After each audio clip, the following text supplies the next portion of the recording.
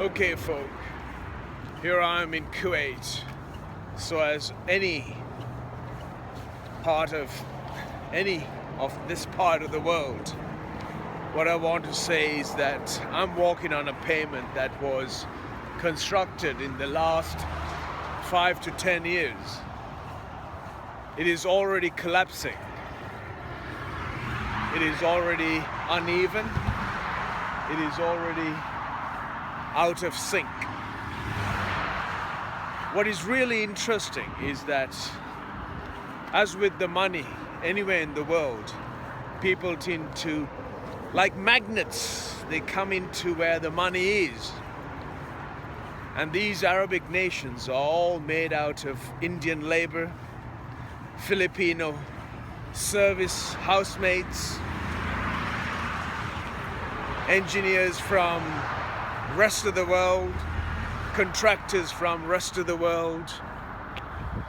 And it's all because of this construction boom that's going on here in the Middle East and in the Arabian Peninsula. What is really important to understand is that very soon the construction will come to an end. Very soon the need for labor in these nations will come to an end. Indeed, also, we have to be very clever in managing and maintaining this infrastructure that has been built here.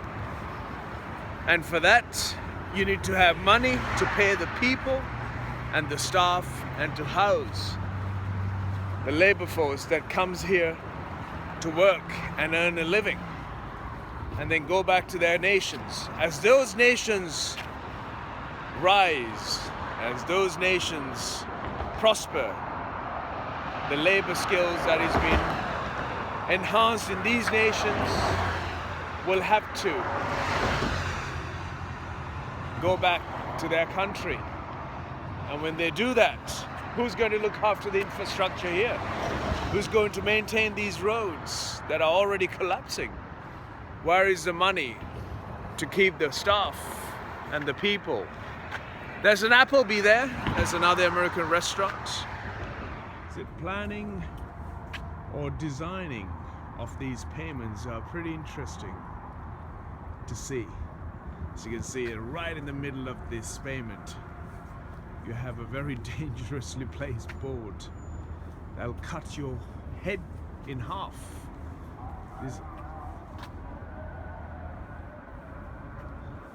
There you go. Sharp edges. Anyway, you can see that board in front of your face. But what is really interesting is that as you walk around, the pavement sections are slowly crumbling and falling apart, as you can see here. It is scaring to see how these nations can maintain and upkeep the infrastructure as with every other nation is developing, and mainly the population from Asia.